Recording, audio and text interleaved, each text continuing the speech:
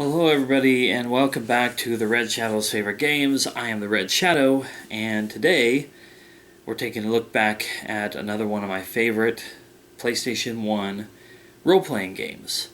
Although I should note that this game was not originally on the PlayStation 1, it was of course on the Sega CD. But I didn't have the Sega CD. I didn't have the capability of running the Sega CD. Well, I guess I had a Sega Genesis at one point. If I remember right, that was something you had to hook to the Sega Genesis, like the 32X. Anyway, my time with the Genesis was fleeting, and I did not have any clue about this game back in those days, so I never would have had any reason, I guess, to get myself geared up for it. But when Working Designs decided to release this game on the PlayStation 1 in the immaculate packaging form that they did, I was sold. Anyway, the game that I am talking about is Lunar, the Silver Star Story Complete. The reason why I stumbled on that is because I called the game Lunar, and I know that the word is lunar, and probably a lot of people call this Lunar. But I've always referred to it as Lunar just because I thought giving the emphasis to the NAR made it sound a little less pedestrian than the word lunar. Lunar, okay, whatever. Lunar eclipse, lunar whatever. Lunar just kind of gives it something. I don't know, it's kind of like calling a friend of mine at work whose name is Jared, calling him Gerard, to channel something out of Superman or whatever. So forgive me if I'm butchering the name by calling it Lunar. But that's how I like to refer to this game. Lunar Silver Star Story Complete. So before I get too much into the game and whatnot, let me show off a little bit of my Lunar collection. This, of course, is the box, the outer cardboard box for this game that opens up. And trying to get out of the glare. Show everything in here. It shows scenes from the game. Basically, it shows what the game is supposed to have. It's a 4-disc collector's edition. You get 2 game CDs, 1 music CD, and an exclusive Making of Lunar CD. You also get a 100-plus page leatherette hardbound art book and instruction manual with an excerpt from the official strategy guide included and a full-color cloth map. So, here would be all of that. This is the game disc itself. With the I like this cover, although it's kind of plain. The back is pretty cool, pretty epic. And then of course on the inside of this is the discs they were talking about. That's disc number 1, disc number 2. I can't see. And those are the game discs. Set this aside for a moment. On the other side of the case is that's the soundtrack, correct? No. This is the making of disc. This one is the soundtrack here. Soundtrack is awesome. I'm going to talk a little bit more about that here in a moment. One of the main reasons why I love this game is its music. But here is the cloth map, which is pretty cool. Just the fact that it was cloth instead of some paper, with all of the towns and areas of the game world map that you explore. And of course that wonderful Working Designs logo there. What an amazing company. I don't have anywhere near as complete a Working Designs collection as I'd love to, and I probably will never have one because their games are so sought after to this day because of this amazing packaging and the way that they respect what they're doing, which was bringing over a lot of Japanese RPGs and other Japanese games to the US market and translating it for us. That isn't, games that were probably never going to come over otherwise. So, that's pretty awesome of them. So that was the contents of the game case. And then, of course, there is the hardbound leather covered book that hopefully I can kind of show off some of this. character, pictures of the characters, bios and whatnot, the cast of the game. Eventually it gets into, like, here's a interview with Kaisuke Shigematsu, hopefully I'm pronouncing that right, scenario writer on the game. I believe there's quite a few little written interviews in here, perhaps. Well, there's part 1 and part 2 of his. There's menu information. There's a really nice picture of the cast, the good guys. Yeah, here in the back is some of maps and pictures and whatnot. I'd love to show this off a little bit better. Maybe in another video when I start doing collection videos, I might show some of these cooler ones off a little bit better than that, but I just kind of want to keep this pretty quick and to the point. Anyway, here is my official strategy guide for Lunar, Silver Star Story Complete. This is a small strategy guide. I don't have a regular size. Well, no, I do. Hang on a minute. Let me just go out of the scene for a moment and throw some stuff around. Here's my strategy guide for Bully. Here's the Lunar strategy guide. So it's a little bit smaller. I don't know if they made a fuller size book than this, but I do know I paid a pretty penny for this one, and this is sealed. It's plastic sealed. I don't know if I'll ever open it up because I've never really had too much of a difficulty getting through this game, so I may not ever have to open this up. I may just leave it like it is. I don't know. Who knows? Now I'd love to jump into talking a little bit more about the game, but this is a game with a sequel, and I have the sequel. I want to show off the sequel. So let's show that one off now. This is Lunar 2 Eternal Blue Complete. Same sort of treatment from Working Designs here, released in a nice big box. This is an even bigger box than the original game was. Kind of a size comparison there on the boxes. So that's the cover. This is the inside. Same kind of treatment with the movie reel kind of thing there, with showing pictures. And then it talks about this one being a 5-disc collector's edition. 3 game CDs, 1 music CD, and 1 exclusive Making a Lunar 2 CD. A 100 plus page leatherette hardbound art book, instruction manual. And in this one we get a little bit more. We get an exclusive full-size Lucius pendant and an exclusive character mini standees. Now, I really enjoy the second game, but the first one touches me better. It's a more, I don't know, it just resonates with me more emotionally on all the levels that I really love with RPGs. This one takes place essentially, I guess, in the same world about 1,000 years later with a new cast of characters, although a very similar style, even down to the little this little cat animal here. I wish I could remember what the species was or what the explanation was. But in the first game, there was another animal just like that one. So they kind of copied that idea with the second game. Anyway, here is the disc case from Lunar 2 with its artwork on the front. You got your couple main characters there on the back. Once again, on the inside of this one, you've got your disc 1, here's disc 2.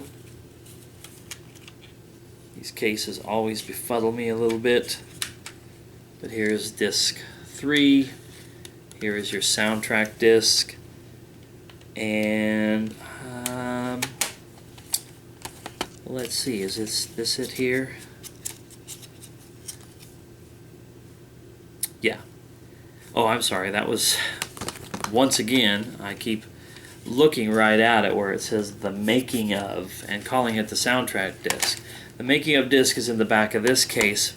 Then you also get this little, it's like a cardboard sleeve type case, and inside of it is the soundtrack here. And this little notice right here says, this storage area is provided for the demo of Lunar 2 Eternal Blue Complete that was included with Vanguard Bandits. Okay. I guess I kind of forgot over time that if I ever pick up Vanguard Bandits, I could put that demo disc in here. I probably wouldn't, though. I'd probably leave it with Vanguard Bandits. But anyway, that had an extra spot in there for that. And then here's another nice picture on the back of, I believe, Lucia. Like I said, I'm not as versed in the second game. I've beat it probably once, maybe twice. It's just not... It just isn't as much a favorite as the original. So here's the leatherette hardbound manual slash art book slash sample of strategy guide. I believe so. It's very much like the other book. It has the same kind of pages of maps and pictures, and I'm sure in the beginning it's got the cast of the characters. And like I said, maybe at some point in the future I'll do a little bit more of a comprehensive look at all of that. But this is the real meat and potatoes of this set. This little box right here. Nice colorful artwork. I love this background here on the back of the case. Very simple and minimal, but effective. This one here is the one that has all the little extra goodies. And this is one of my favorite things about this version of my game. I own both of these games, bought them essentially when they came out originally, had really nice condition boxes and everything. Now this box here all around is not too bad. My box for the original game has got some of the squishing kind of going on there, and I do believe when I open, which part of it was it? Yeah, this front flap here shouldn't come open like that, but the glue on it has just wore off with its age and the abuse that was done to it from the person I bought it from. Because I bought this on eBay several years back, reacquired both of them in the same year. I think I spent about $80-ish for each one, which is actually pretty good considering that was about what they were full retail when they came out in the late 90s. But on this Lunar 2 one, all the extra goodies that are inside this part are just immaculate. Now they don't have a cloth map in this one. It is a paper map, which means it could be susceptible to tearing and whatnot, so I try not to mess with it too much. It's got a really nice picture there on the inside of the map. And I need to hurry up because I don't want to burn too much of my video time just showing off the games without having a chance to talk about the first game a little bit. But here is the standees. They're really not meant to be taken out of here, it looks like. Anyway, it's going to be really hard to really show this off, but the standees are here. Like here's Galleon. And here's all these little pieces. And there's the instructions. You pull these out and you kind of put them together in a certain way, and then you have standees of the little characters. Those are never coming out of there. It's not happening. And then this is Lucia's pendant, which still has a little piece of paper here at the top. That was the way it was when I got this. But that is the pendant. And I'm not sure if you'll be able to see it, but on the back of this it says Working Designs, Copyright Working Designs 2000. But this is weighted metal. This is very hefty. This is not cheaply made. This is not plastic that's been given a chrome or metallic look. It's very well done, and so I'm really stoked to have this complete and in such good condition as it is. Well, somewhat good condition. There's some part of the rope or string, I think that was a part of this bag or something, just came right out, but whatever. We'll just tuck that in there and we'll just forget all about that. Never happened. Now, I don't get too bent out of shape about stuff like this. Like I said, I've got a very nice conditioned copy of the second one, very nice conditioned copy of the first one. Here is my official strategy guide for Lunar 2. This is a hardcover book, unlike this one, which was softcover. The Lunar 2 book is a hardcover book. It's really, really nice. This was a expensive book, but it was very, very worth it, and because of my love of strategy guides, had to get that in my collection. Okay, so now that I've expelled a lot of hot air, showing off my game, let me just quickly talk about the first game and why I love it so much. The graphical style of this game is very comparable to something that, in my opinion, would be a game that bridges between 8-bit and 16-bit. Like a 8-bit slash 16-bit RPG, something you would, see on the Genesis of the Super Nintendo or even further back. There's no 3D about it. It's all sprites, on the 2D plane. And it's a very quaint and old school kind of story. It's like there's evil in it, but it's not that gritty, edgy, cyberpunk type stuff that you see in later Final Fantasy games. It's just really old school, kind of traditional ideas from the Japanese perspective. It's loaded with their kind of quirks and their kind of humor, but of course, because it was translated and localized for us, it's very, Americanized in its humor. And it's just a really touching tale of, a guy who goes out to save the world, and he has his love interest with him, and he meets this, crazy cast of characters, strong characters, weak characters, Weasley characters, a deceptive and villainous, evil entity that they have to face off against. But it's all just very well-rounded. I don't know, it just really does it for me. In a sea of those kind of edgy RPGs that I've mentioned, or that I just mentioned, this one stood out as something that was very kind of old school, in my opinion. I'm not super versed on RPGs, especially 80s and up to mid-90s Nintendo-style RPGs, but after having played like Final Fantasy 7 and 8, after having played games like Xenogears, to play something like this was a refreshing change of pace. I love those other games.